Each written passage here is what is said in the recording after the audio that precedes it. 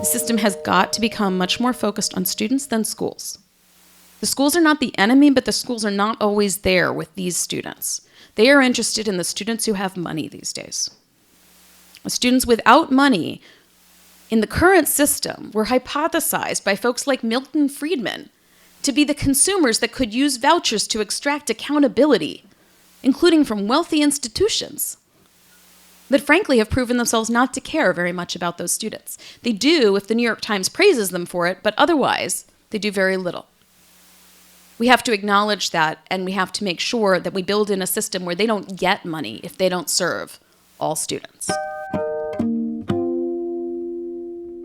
I'm really delighted that Sara's here tonight. The Scholar Strategy Network chapters rarely sponsor book events, but this one is special because, of course, it's related to the very mission of the Scholar Strategy Network, which is engaging college professors to share their research to change the United States for the better so that public policies will be informed by the latest research. And in this case, the research which Sara has to share with us is devastating, frightening, alarming, and urgent.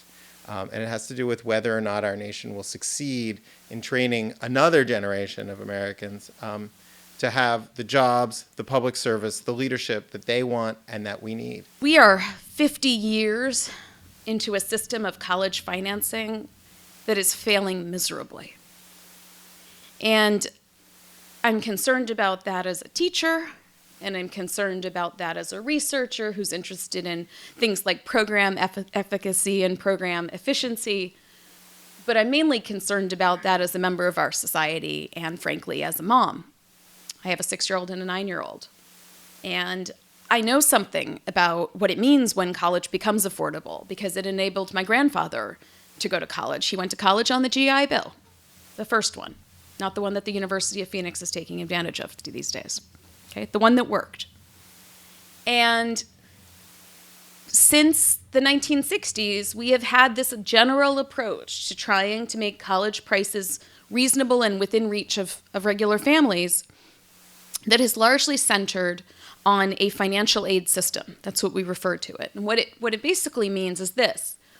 Colleges and universities, together with states, particularly in the public sector, get to decide what the price is, and financial aid is then used to discount that price for the students who qualify for it.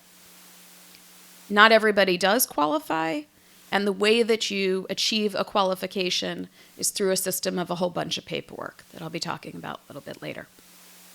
We're in a moment today where the main thing that the financial aid system delivers is debt. That's mainly what it is at this point. It's supposed to be the gateway to college, and yet for so many folks, it is the gateway to nothing but debt. And that's why in today's political climate and in this election cycle, you have heard so much talk about debt. You've heard about making college debt-free. You've heard about refinancing student loans and forgiving debt. I'm not going to talk about it that way. And the reason that I'm not going to talk about it that way is because actually, as hard as it is to believe, debt itself is not the problem.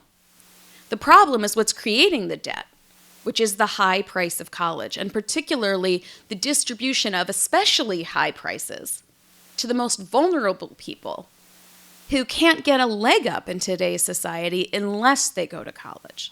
So it's the combination of those forces, the fact that college is no longer optional, the fact that prices are higher than ever, the fact that most of the financing that's being offered are loans, it's that combination that's creating the crisis. Please come on in and sit down. There are plenty of chairs. So I went out into the field as a researcher. I'm a sociologist by training, and I became really interested in this question of how it is that so many people from low-income families are not finishing college today. As many as 1 in 2 that start college get nothing over the next 6 years. How can that be if we spend $200 billion a year on financial aid? I mean, how can that possibly be? How can taxpayers pour so much money into a system and have 1 in 2 students from low-income families drop out of college? Does that mean, like some of my colleagues would suggest, that the real problem holding students back is not money? Does that tell us then that it's really about a lack of academic preparation, a lack of know-how, maybe a lack of hard work? Maybe, as some have suggested, today's students are really not interested in college, they're interested in parties. All of these things have been percolating lately in the discussions. And one of the reasons that they're percolating is because financial aid, and particularly the federal grant program, the Pell Grant program, costs more today than it ever has. And we're talking about $40 billion a year. It's not the biggest program that we have by any stretch, but it's a lot of money. And it's led people to say to the people receiving the funds, maybe you're doing something wrong. It's something that we have done over time in many social policies, frankly. So I was interested in this question, and I had this unusual opportunity to examine it when a set of very wealthy philanthropists from Wisconsin came to me back when I was a professor in Wisconsin and said, we're going to endow a major scholarship program, and who should we give the money to? And how do we give the money to make sure we know it will work? So I did what faculty do, and I turned to the literature, and I took a good look around, and I thought, somebody must have answered this question. There must be something about the optimal design of financial aid so that a philanthropist can make sure they get a good return on their investment, right? No, there really isn't a good answer. There's a lot of sort of muddling around and some partial answers. But at the end of the day, I advised them to keep it simple, to focus in on people who had financial need, and to let us study it. And the main reason for that was not the selfish desire for a research project, I promise. It was the sense that this might work and it might not work, and what mattered most for students was figuring out how to make the next program effective, right? So that they would not only have a legacy in terms of helping people by paying for things, but they would also have a legacy of leaving something like this book behind that would tell the story of why and how and under what circumstances this thing worked or didn't. And they put in a lot of money. They put in $175 million. Okay? My research team and I matched their effort, not their money, over the next several years, over 6 years to be precise. 200 of us worked to watch the 3,000 students who were eligible for their program, to watch them as they entered college, beginning in the fall of 2008, and they enrolled full-time, so they did one of those things that we tell them to do. And we watched them march their way, or try to march their way through, the 42 public two-year colleges and universities in the state of Wisconsin. Wisconsin's a little different from Massachusetts, right? We don't have nearly as many private colleges. 80% of all students in the state of Wisconsin in college are in the public sector. So yes, we have 42 of these schools. Some of them are community colleges, some of them are technical colleges. One of them is the University of Wisconsin-Madison that you're probably most familiar with. But I want you to think more like places like the University of Wisconsin-Stout or Superior or Eau Claire. Some of these places are small, some of them are liberal arts institutions, some of them specialize in engineering. All of these students went to college because they understood what we all understand, which is it's almost impossible to get a good job. Anything other than, say, working at Kohl's or PetSmart, which they outlined as possible jobs for them, but not what they were looking for. And I think even more importantly than that, they were really concerned about stability for their families. Now, think about that for a minute. They were 18. They were 18, and when we went and met them for the first time and said, "What are you doing here?" which was our question. Not in a judgy way, just, "What are you doing here?" They almost always talked about their families. They weren't talking about children they didn't have yet. They were talking about their parents. Some of them were talking about wanting to repay their parents for all that they had been put through to try to even get their kids through miserable schools and through tough neighborhoods and through all kinds of hardship. Others were just simply grateful that their parents had managed to raise them in steady middle-class houses, even though they'd recently fallen on harder times. These people really wanted to help their families. And so that's what drove them to college. And so we met them at that point. We then tracked them over 6 years. Trevor Noah suggested that might have been creepy. I don't think it was creepy, okay? I think it was really necessary. And for those of you that are academics in the audience, please know that if you just take a point-in-time snapshot of college students, we cannot pretend to understand them. Just like you wouldn't want a snapshot taken of yourselves and then have somebody claim that they knew why you did what you did. Right? We got up close and personal with these people over the next 6 years. We surveyed them. We found 50 of them. 1,000 of them of the 3,000 said we could interview them. That's an extraordinary number of people. We could never afford to do that. So we picked 50 of them at 6 of the colleges, and we stood with them over time, every 6 months, sitting down and asking one question. How's it going? We didn't say, how's your financial aid package? What's the problem with it, right? We didn't walk through and say, is this requirement messing you up? Should we give you this information or that? We just said, how's it going? And then based on how they were feeling and what they were worked up about, we followed them through the interviews. And they taught us a ton. So let me tell you about a few of the things I'm going to highlight for you, right? You can read the book if you want to understand all the gory details here. Let me tell you some things I did not expect to find that we then found. So I thought we would go into the field and we would find stories of students taking some loans and working maybe more hours than some of us did in the past. And they would tell us things like, I don't have a laptop, right? Maybe I had heard that students had started to use their iPhones, for example, an old version or whatever, so that they could do their homework. And I figured that I would be hearing about students who weren't prepared for class because they were working a lot. What I didn't understand was that the new economics of college are leaving people with extremely little money, really short. And that in some cases, they are left so short, they don't even have enough food to eat, even while they try to go to class. So let me do some math for you. Ian Williams grew up in a house in Milwaukee, which is the most segregated city in the country, going to Milwaukee public schools with a single mom. He was one of 5 children. When he went to college, his mom was earning just under $25,000 a year. The Pell Grant program was built for Ian. He's exactly the kind of kid that we wanted to go to college because we knew that the only way out and up was through college. The local public university that year, which is the school he chose, like so many other people across this country, they go to the school near them. It was the only public university within 100 miles of his home, and it was on a bus route. He could take one bus to get there. He made clear to tell us that, wanted us to know. That's why he went there. They charged $17,000 a year in 2008. Now, it's not mainly tuition, right? We know it's not mainly tuition. Tuition wasn't that high. That's tuition and fees and books and supplies and transportation and medical expenses and clothing and room and board. Not on campus, but off campus. Because like 87% of undergraduates today, he lived off campus. Just 13% of undergraduates, despite what you see across the street, live on campus.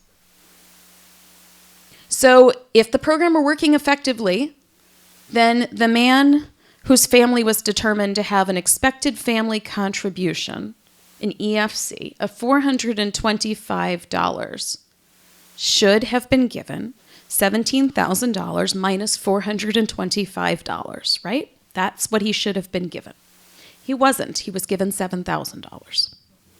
That's the combination of a Pell Grant and the state need-based grant, which is Wisconsin's version of the Pell. There's only one major difference. Major difference is that the federal program is an entitlement program, which means that as more people need it, we continue to pay for it for each of those people, right? So if you're supposed to get $5,500 a person and the number of people who need it goes up by tenfold, then we have to spend 10 times as much money to make sure they each get it. But in the state of Wisconsin, and in so many states across the nation, it's definitely not an entitlement, which means the more people who need it, the money that's available stays the same. And so in his first year of college, he got the $7,000 of support. In his second year of college, he got just over $5,000. Because in that year, even though he filed his paperwork on time, the Wisconsin grant had already run out. Because with each passing year, and especially this year, when students are filing their forms earlier and earlier, the money runs out sooner and sooner. So he did what he was told. And he did something that I think Michelle Obama would be very proud of him for doing. He filed the FAFSA. Has anybody ever filed a FAFSA? Small American bureaucratic tragedy all its own. We should simplify it. I completely agree with that. We should simplify it. But I got to tell you, every single student that I met had already done it. So the simplification is not the issue that they were facing. The issue was that the guy whose family makes $25,000 a year was given a bill of over $10,000 a year. Now, what are you supposed to do? I mean, in those, what do you do with that math? So he took a look and he noticed that he was being offered loans. The maximum loans that are available to him from the federal government, which are the kind that, these are the good kind. I mean, we can be anti-loan program, but you have to admit there's good ones and bad ones. The good ones come with some protections for you. And those are the federal loans. And the maximum he could get was $5,500. So he took the max. He's still $4,500 short. So the only way for this young man to get through college was to get his grants, to keep his grants year to year, to take the maximum loans, and to work. That doesn't turn out to be very easy to do. So again, the story that we work our way through college is a classic American tale. It sounds really good. But there's something that's happened in this economy over the last several years. Work is literally disappearing, and not only from inner cities, but for the kinds of jobs that undergraduates have always depended on. Part-time work doesn't give you regular hours anymore. Maybe one week you get 13 hours. Maybe the next week you get 23. Maybe the next they only offer 5. One week they tell you your shift is from 7 to midnight. The next week they tell you it's from 8 to 12. The next week they tell you you work in the graveyard shift. And they're allowed to wait until 24 hours before your shift to let you know whether or not you're even getting it. And then there's that small matter of the minimum wage. Okay. We watch students working between 2 and 8 a.m. in an effort to earn more on an hourly basis. We watch students taking on 2 and 3 jobs to get the total number of hours that you would have used to been able to get from one job. And we noticed that in Milwaukee, where Ian lived, only half the Pell Grant recipients were working, despite the fact that virtually every one of them needed work. Not because, as it turns out, they decided not to work. Very few students in my study decided not to work. They were students like Norbert Webster, who came from the Oneida Nation, whose mom had impressed upon him the importance of not working. He knew he shouldn't, so he could get good grades, but who was also supported by a $20,000 a year scholarship from his extraordinarily generous tribe. Those are the kinds of people who weren't working. What Ian was doing and what his friends were doing was searching for work. That's called underemployment. We ignore it among undergraduates. We make an incredible assumption that if they're not working, they must not want to be working. You couldn't turn to work study, by the way. Only 2% of students in the study, 2% of those who lived in Milwaukee got any work study support. Now, how can that be? Good job. Work at the library. Do your homework. The formula for the work-study program favors institutions the closer they are to Plymouth Rock. I'm in Massachusetts. It finally makes sense. You finally know what I mean. Plymouth Rock. This has to do with the age of the institution. The formula for distributing the work-study funds in this country has not been revised since 1983. So the University of Wisconsin-Madison, which is the much older institution compared to University of Wisconsin-Milwaukee, has enough money to give $2,000 a year to every single student on its campus who is work-study eligible. Not only do they have more money, but only 1 in 10 of their students gets the Pell Grant. That's the flagship. Okay? A couple of hours across the state, you got Milwaukee. Milwaukee is where almost every student of color in the state who's trying to get a bachelor's degree attends college. 3 in 10 students are on the Pell Grant there. Probably more should be if they could complete the forms. And yet they only have enough money to give work-study support to 1 in 10 eligible students. Not only does that mean that those students can't get enough money to work on campus, they can't even get the hours or the support, but for those who would qualify for the federal food stamp program, SNAP, they can't meet the work requirements. If you don't get work-study and you're in college and you don't have children, then you have to work 20 hours a week to qualify for food stamps. And I just told you, they have trouble getting 20 hours a week. These are the things we learned when we tried to examine financial aid. This is not what we were expecting. I was not expecting the day that another young woman came and said, I'm a full-time student, or at least I was, but I'm not anymore because I have to go part-time now. And my interviewer said, what do you mean you have to go part-time? You don't have to go part-time, right? I always try to convince them, take more classes. Not my interviewers, but that's what policymakers want us to do. And she said, no, I have to go part-time. Why? Well, she lived in a public housing project with her mom. That's where she grew up. And her mom happened to be in the hospital with lupus that day when she got a knock on the door. And somebody said to her, I'm from management. You can't live here if you're a full-time student. There are no full-time students living here. We had never heard such a thing. And it took a whole bunch of research to learn public housing authorities are allowed to prioritize limited spaces, and full-time students are deprioritized. So this was true. She could either drop to part-time, or not only would she need to move out, but her mom would need to move out too, because she would no longer meet the requirement for the number of people living in the housing. These systems are not aligned with one another, and they also affect aid eligibility. Aid eligibility also assumes that parents, including like the mom in the hospital with lupus, are providing financial support to their children. The expected family contribution. Think about those words. The expected family contribution. Turn to the mom who can't afford it and say, Mom, I have an expected family contribution. What do you mean you're not paying it? We hardly found anybody whose parents were actually paying it. They were either taking loans to cover it, or they were paying it themselves, working to pay it. And not only were they working to pay it, they were working to pay their parents' expenses while they were in college. And this is a story that we could have predicted. Because it turns out that when you fill out the FAFSA and you go through all that heartache, you get a number back. And somebody tells you it's zero. Except it's not zero, it's a negative number. When you add up the math and you've been contributing to your family's income while you've been in high school, and you're not doing that anymore, your EFC will turn out to be negative. But the federal government doesn't like negative numbers because the minimum you can contribute to college is zero. So they cut it off and they call it zero. But if we could see the negative, we would know that during college you are very likely going to be taking your resources and sending them home to the family. And we'd be able to target them with help. We do the complete opposite. We pretend like it's not happening. If the student dares to come to the financial aid office and say something like, thanks for the cash, but I'm out, the aid officer does not say, oh gosh, your mom's probably having a hard time. How's that going? And the aid officer says, we have a financial literacy course for you. Perhaps you don't know how to budget. That's the new system, right? This is the system that fails to understand the people that it aims to serve. There's a whole lot more I could say about what else is broken, okay? There are academic requirements in the need-based aid program that makes you think all there is an income test, when there's actually a test for your grades and a test for how many courses you complete. So if you do what most people do, I'm sure even Harvard students do, when grades aren't going well and you need to do better, you take easier classes, or you drop a few classes. Not if you're a financial aid recipient. That's a really good way to lose your aid.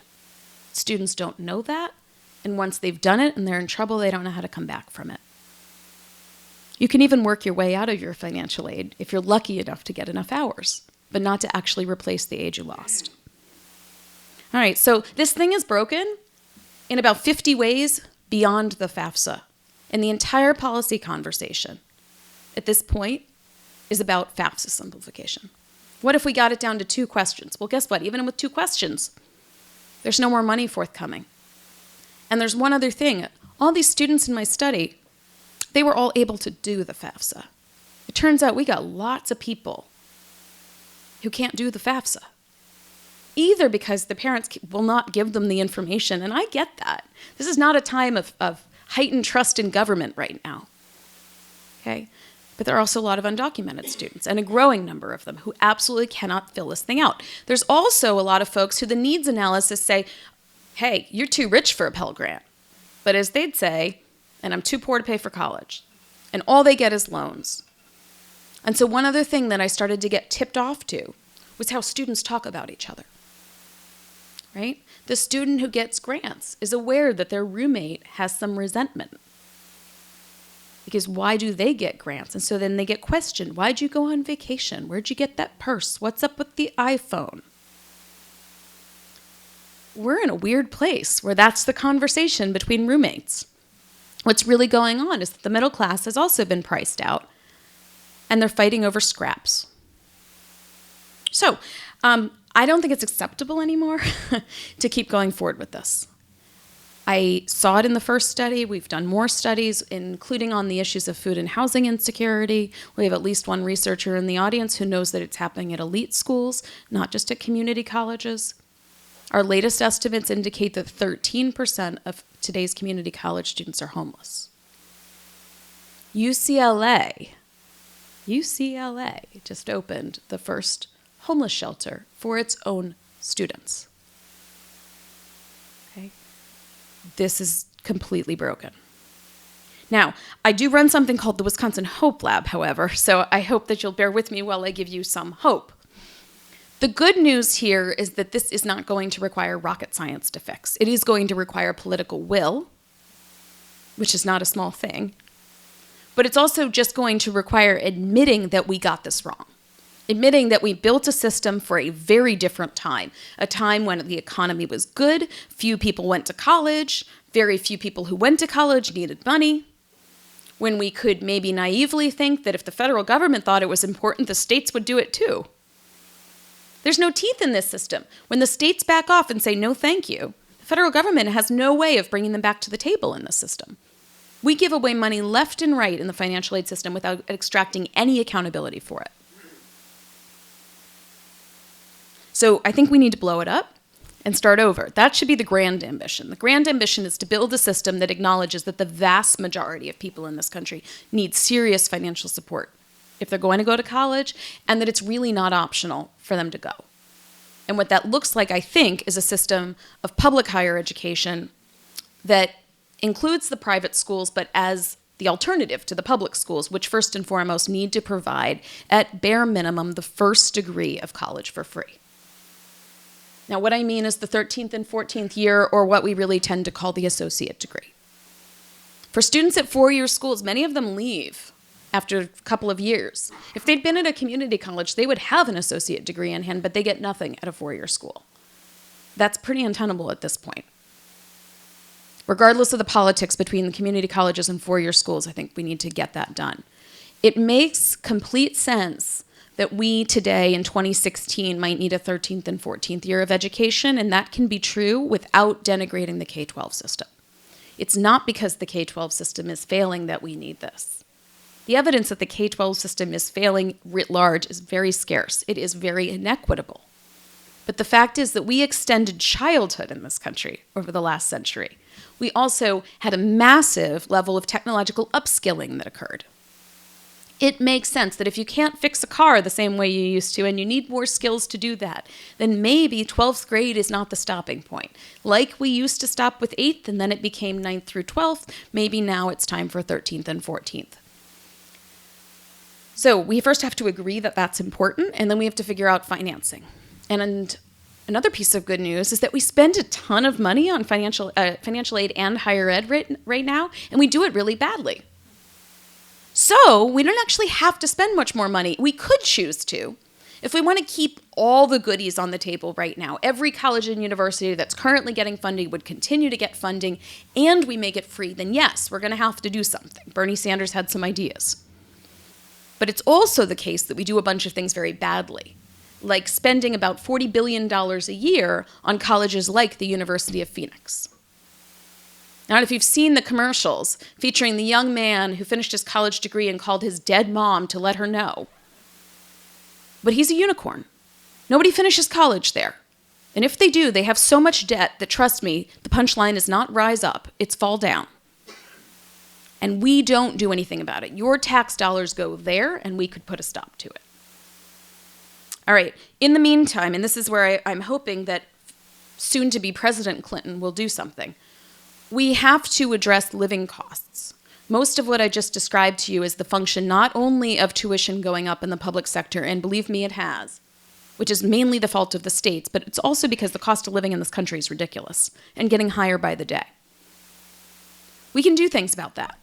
First thing that we can do is what we did in K-12 education, and I actually need to congratulate and thank Wick Sloan over here, who's a professor at Bunker Hill Community College, who first said to me, how about a national school lunch program for higher education? Good thinking. We can do that. We absolutely can do that. We can do it for the same reasons that we do it for children, or we could do it for different reasons, like we really can't afford to have people too hungry to learn in higher education. We need them to finish their degrees. We can do that. We could also deal with the fact that we're asking students to work while they're in college, and we refuse to acknowledge that being in college is work. We could count work towards the work requirement. I'm sorry, schoolwork towards the work requirement and let people have food stamps. We could do things about the housing crisis. We could require institutions that are building housing to make mixed income housing. We could get housing authorities like they are in Tacoma, Washington, to work together with colleges locally to provide subsidized housing spaces for their students. That's in support of communities. It does mean going outside what schools typically think is in their domain, but at least at the community colleges, that was the whole point. We can fix that work-study program. I think it's pretty clear that at least needs an allocation formula change, if not significant funding. When I talk about all these things and all this pricing, I want to be clear, we also have to do more to put some teeth in this system. The system has got to become much more focused on students than schools. The schools are not the enemy, but the schools are not always there with these students. They are interested in the students who have money these days. The students without money in the current system were hypothesized by folks like Milton Friedman to be the consumers that could use vouchers to extract accountability, including from wealthy institutions, that frankly have proven themselves not to care very much about those students. They do if the New York Times praises them for it, but otherwise they do very little. We have to acknowledge that, and we have to make sure that we build in a system where they don't get money if they don't serve all students.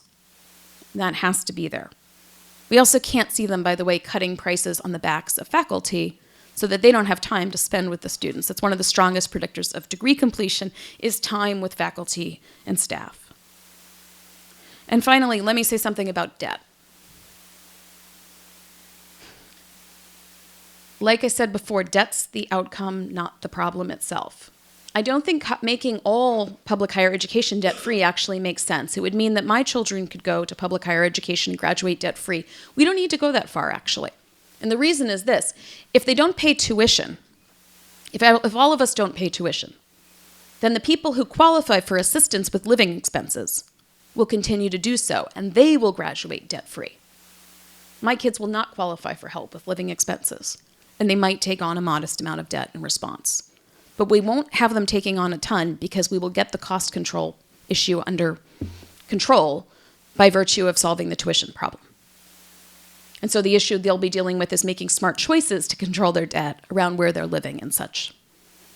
So I think it's more important that we focus on making the tuition in the public sector as low as humanly possible. Putting living costs on the table is something that we must cover, and attacking the problems that we have today in that way. And I'm hoping that by doing that, we can bring back to the table those who today have decided that higher education is too scary for them, and who are seriously considering not sending their own kids to school. Thank you for listening. Let me take your questions.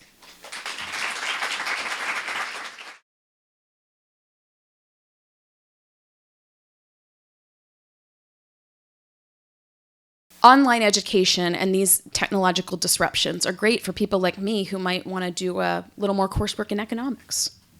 Probably not, but maybe something else. Okay?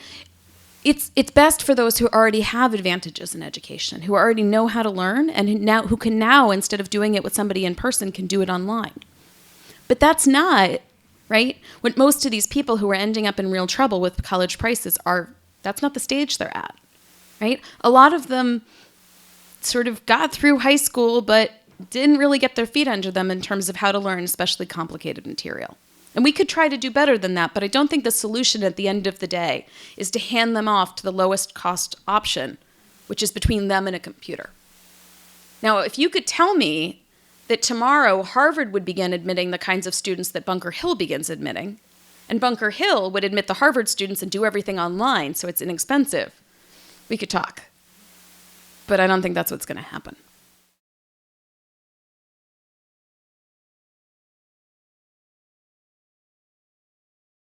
Yeah, well, right. So it's interesting at this moment, and I actually came here today from a White House conference on community college promise programs. I think we're learning a lot from just watching. So President Obama sort of stoked something when he got up there and said free community college, which is that he got people thinking, how could we do this? And I don't have an answer about which one's my favorite. I'm just watching them do it in a bunch of different ways, right? Like, I don't quite understand yet what Oakland did, but I know that the way Oakland financed their Promise program, which is a free college commitment for a whole bunch of people, they did it differently than LA did it. And they did it differently than Oregon did it. Oregon, the legislature decided to allocate $10 million. In Tennessee, they took funding from the lottery. Not the best, and it sounds horribly regressive, but before you think it's just totally regressive, please know that the greatest beneficiary of the Tennessee Promise has been very low-income rural African Americans who are coming to college for the first time ever and getting Pell funding. So sometimes, just because the distribution doesn't look the way you want it to, the impacts might be good. I think, I'm hoping we'll learn more by watching them try to get the matches. Some cases, these are privately funded endeavors, and the states are not putting in money. And that's going to be instructive as well. But the thing about higher ed funding is there's no way to do this without the feds. The feds are going to have to create a really strong incentive for others to play ball. But the biggest incentive is they are the biggest player, right? I mean, the state of Oregon wanted to do way better than what they did for their Promise program. And they asked the federal government to let them rethink how they would use their Pell dollars. Basically saying, give us the dollars instead of giving them to students and let us front load it so we offer you a zero price. That sounds really good. And the federal government Department of Ed said, we can't. It's not authorized by Congress. So even if we can't do this full scale, we could at least pass something that would allow them to do those experiments. And then maybe we could figure out what the right approach is.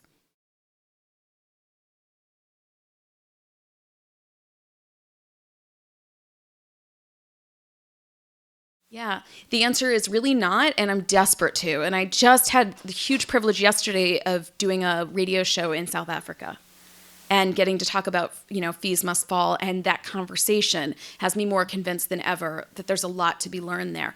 But the thing is, right now we're making some really bad comparisons. Right? So it's like, well, Germany did it, and things suck in Germany. I keep hearing that, right? Or let me pick my favorite country where college is sort of free, and let me tell you about how bad it is. Okay, but it's not the same. I mean, we have a much more open and inclusive system to begin with, right? And I don't want to replicate the German model. I don't want 13 and 14-year-olds tracked for what they're going to do in college so that a few people can get free college at the end of the day. But I think what is interesting and what we could figure out more from is how people respond to different financing models. So a lot of people are in favor of this thing called income-based repayment, which we now have in this country, right? So we offer you the option, if you have debt, to make sure that you won't default on your loans. Default is the worst thing that can happen. There's a lot of bad things on the way to defaulting. They're focused on no defaulting. All it means is that if you're not making any money for a period of time and you remember to file the paperwork to say you're not making any money, that you won't have to make any loan payments for that period of time. And after 20 years or so, they'll forgive your loan. So if you could just stay unemployed for 20 years, right, you'd be okay. So Australia does this, and they do it writ large, and people say to me all the time, everybody goes to college in Australia. It's no problem. Nobody cares that this is a loan because the payments are staggered in a way that doesn't feel burdensome. That's not what I hear from Aborigines, right? I've been trying to go through networks to try to get people to tell me what the people who are really disenfranchised feel about it, and that's not what I'm hearing. So I do think that I would love, if I can, to do some of that kind of work to figure out when do people feel included and when do they think maybe debt's okay, if they ever do.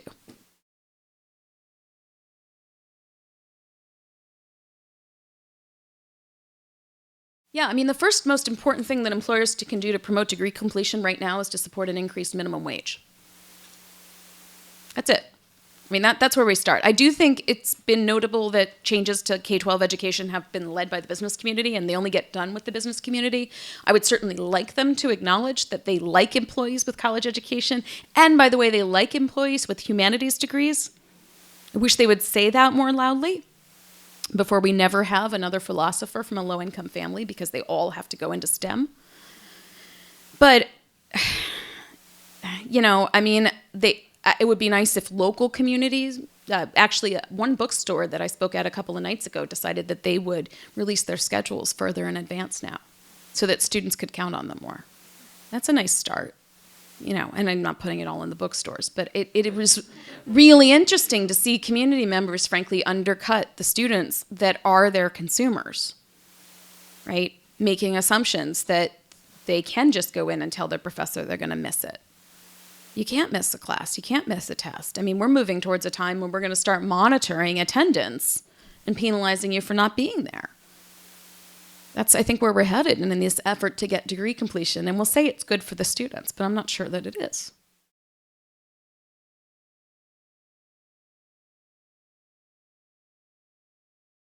Yes. It's interesting. Yeah, I mean, that's why I went into this, right? I wanted to know if it worked. So the answer is it worked, but not as much as we need it to, right? So, for example, what the Fund for Wisconsin Scholars did was it offered $3,500 a year to the students at four-year schools, and it offered $1,800 a year to students at two-year schools. Now, right off the bat, please note that's a normal thing to do, to give less money to the students at the two-year schools under the assumption they need less money. That was a mistake. Okay? We've been really clear that was a mistake because the price that they tended to be left with was over $8,000 a year. Reducing it by $1,800 is great, but if you're still left with a balance of $8,000 a year, you're just not going to get it done. So we found no effects for the two-year college students, and that was really hard to see, frankly. In fact, some of them were told they'd be getting money, and then the money never materialized, and we actually saw negative effects. It does seem bad to break promises. But in the four-year system, what we saw was very little initially, right? We did see some changes in work behavior initially. We started to see, in particular, students work less at the graveyard shift. They shifted to working more towards the daytime. And we thought, well, that's promising. But we didn't see much change in their credits or their, anything completed, retention, any of those things. No change in their grades. We noticed, by the way, that when they worked less, it's not that they studied more, but it's not because they partied more. It's because they reallocated that time to their families. And most people don't ask that question. They don't ask them how much time they're spending with children who are not even their own, younger siblings, cousins, etc.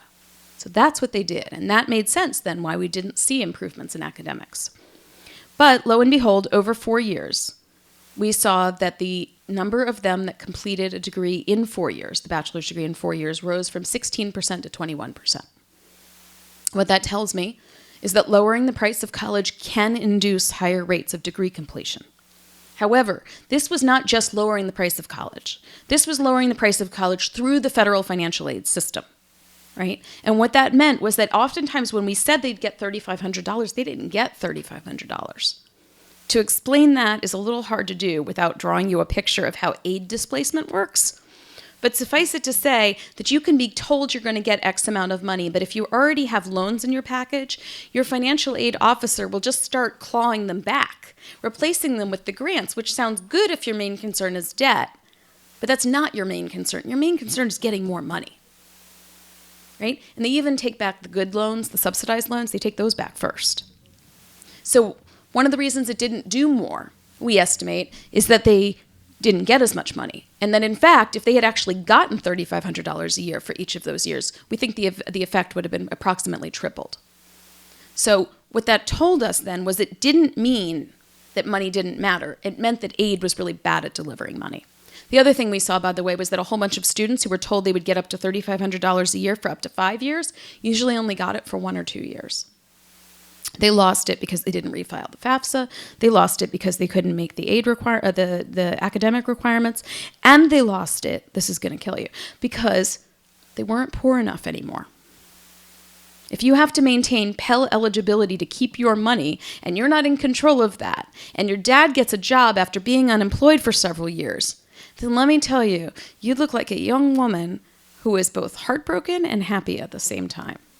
Dad got a job and you lost your aid, except that Dad didn't replace your lost aid because he had debt. That's the system. So my interpretation of that is if we could deliver money more effectively and also more quickly, that was another major barrier. If you decided tomorrow in October that you needed more money for college and you took the loan that you didn't want to take, you wouldn't get the money till December. That's not how we cover financial emergencies. That's not how any of us deal with it. It has to be covered quickly. And so that's another thing that I'm really hoping we'll see more investments in. And let me say one thing about that. Emergency aid is a great, great thing. It's a Band-Aid, right? Emergency aid is just basically cash in hand. It's often $500. A lot of schools don't trust students with the money, so what they do is they make third-party payments, right? So you can pay the car dealership to fix the car. You can pay the landlord.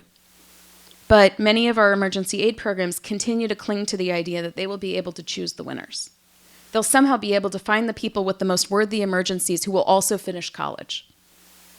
And so they take their time. And they do it by committee, and they debate it.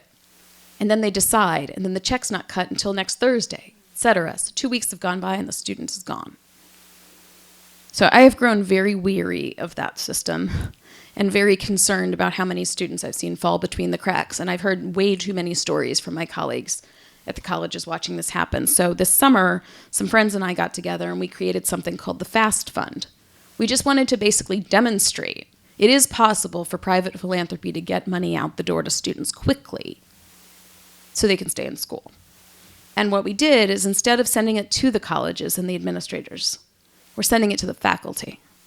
So we've empowered 3 faculty members at 3 institutions with checks, essentially grants, to distribute the money as they see fit when they see the need. And so FAST is quick, but it's also faculty and students together. And I think we're also building on the fact that it means something. Just like when my grandfather bails me out, it means something. It means something to get that money from your faculty member. And I should note that one of the colleges that we're doing this at is here it's Bunker Hill Community College. And there's information on my website if you're interested in the FAST Fund about how you could give. Even $100 goes quite a long way, we have found. A student who otherwise has tuition covered but doesn't have the book for class. A student who, needs to fix the refrigerator. People are leaving all over the place for these reasons. And so I like that approach.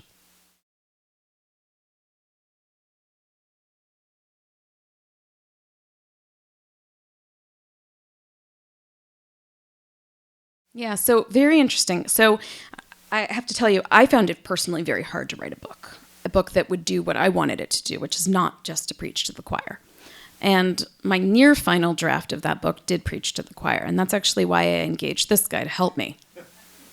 Because I wanted to deal with tone, and I wanted to think about arguments, and I try very hard in the book. I've actually received reviews from conservatives who say that they find it free of liberal bias.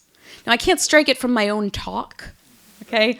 It's really hard. That's a whole other level, Maybe I'll learn. But I have met with Republicans, and I do regularly talk to audiences that don't agree with me. I wrote a book with a Republican, one of the folks who was behind Rubio's campaign. Some of these things will go better than others, right? The notion of accountability will go well. The notion, perhaps, that we might do the National School Lunch Program maybe could go better, and mainly on the moral ground.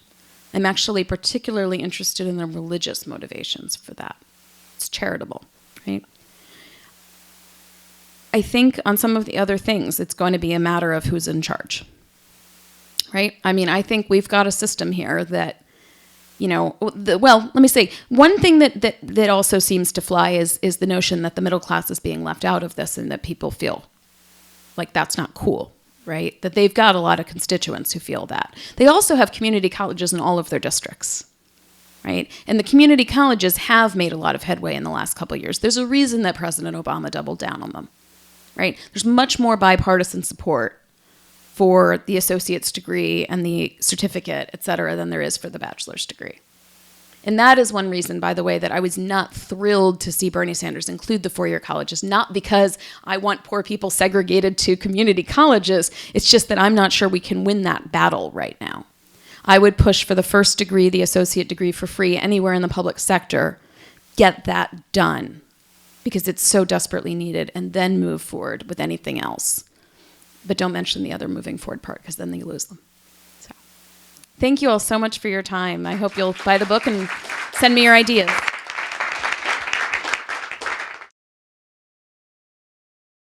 They may not have voted for this man or woman. In fact, they may hate him, his team, and his party. But they all know who the boss is. And they have all entered government service knowing that whether they like it or not, they work for the president.